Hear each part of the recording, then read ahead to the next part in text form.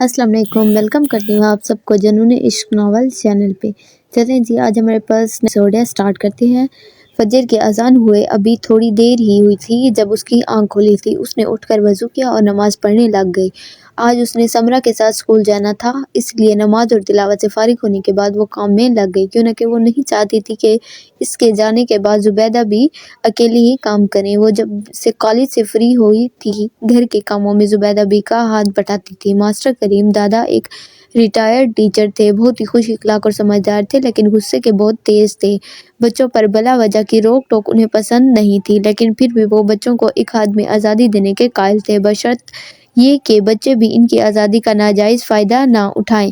Retired होने के बाद भी इनके घर में बहुत से बच्चे पढ़ने आते थे। गवर्नमेंट की तरफ से इनको पेंशन भी मिलती थी और बाजार में इनकी 2-3 दुकानें भी थी जिनका किराया आ जाता था। ये 10 मरले का घर भी इनका अपना था। इनका गुजारा बहुत अच्छे से हो रहा था। इन्होंने सीरत के लिए एक प्लाट खरीद रखा था। इनकी बहुत ही सुकून से ज़िंदगी गुजर रही थी। अम्मी, आप नाश्ता बना दें, मैंने बाकी का सारा काम कर लिया है, जो रह गया है वो भी कर लेती हूँ। 8 बजने वाले हैं, समरा भी आती है। सीरत कमरे की सफाई करके बाहर आई तो उसने जुबैदा बी से कहा, जो पहले ही किचन की तरफ जा रही थी। हाँ बेटा, मैं पहले ही जा रही हूँ किचन में, तुम भी जल्दी से काम खत्म कर लो, उन्होंने कहा और किचन में जाकर नाश्ता तैयार करने लगी। ठीक है अम्मी। सीरत भी दोबारा से काम में लग गई। इन लोगों ने 10 बजे स्कूल पहुंचना था। 8 बजे तक वो मुकम्मल तौर पर फ्री हो चुकी थी। फिर इन तीनों ने इकट्ठे नाश्ता किया। मास्टर जी और जुबैदा भी नाश्ते के बाद चाय ज़रूर पीते थे, इसलिए वो दोनों चाय पीने लग गई। सीरत किचन में आ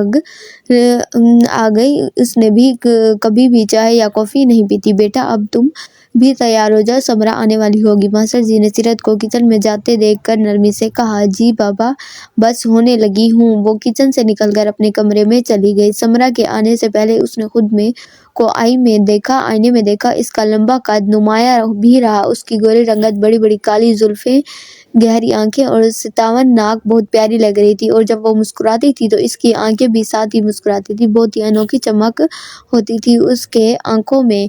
उसने नाक में वाइट नग की नोरपिन पहनी हुई थी, जो इस पर बहुत ज़्यादा सूट करती थी। उसने लाइट पिंक और वाइट कलर के कॉम्बिनेशन का सादा सा सूट पहना था, लेकिन फिर भी उसकी गोरी रंगत पर बड़ा सूट कर रहा था। उसने आंखों में काजल डाला और अपने गले बालों की ढीली ढीली चुटियां कर ली।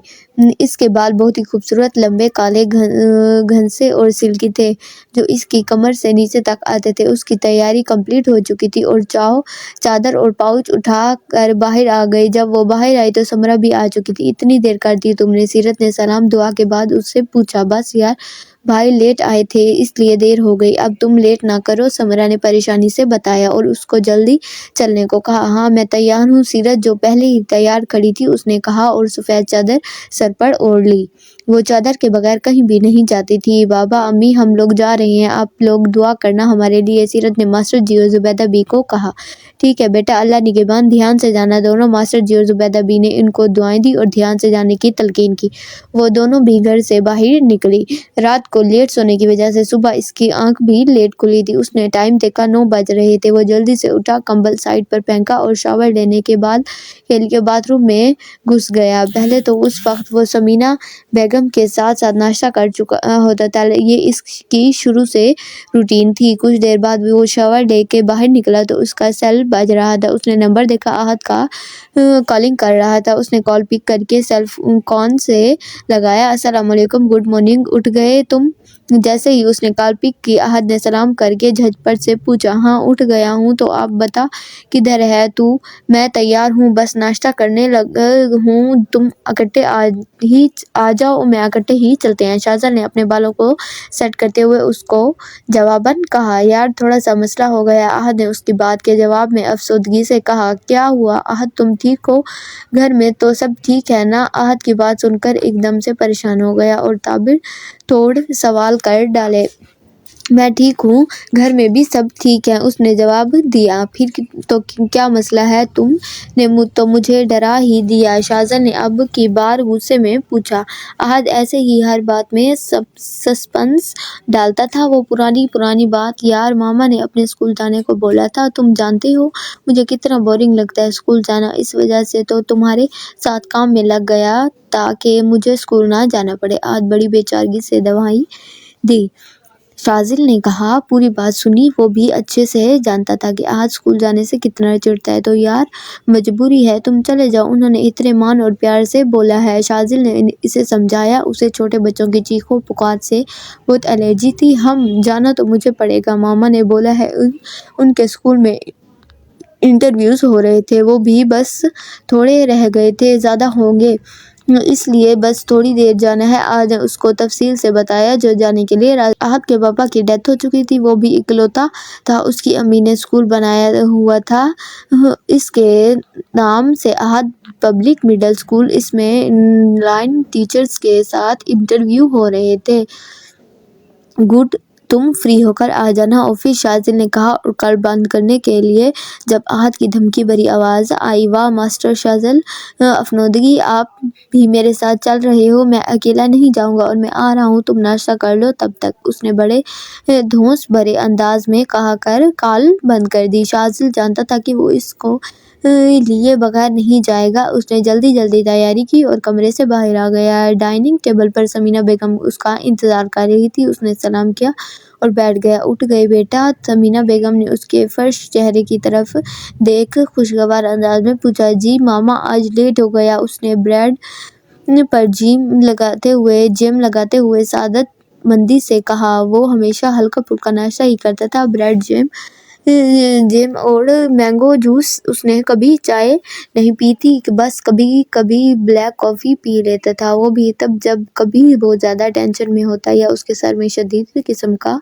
दर्द होता। तुम रात को लेट सोए थे, इसलिए मैंने कौसर को तुम्हें जगाने नहीं भेजना, समीना बेगम ने शाजिल को प्यार से देखते हुए कहा। मामा, इसलिए तो मैं भी लेट उठ गया हूँ, शाजिल ने जूस का कॉसिप लेते हुए कहा। हम तो तुम क्या सोचा था तुमने?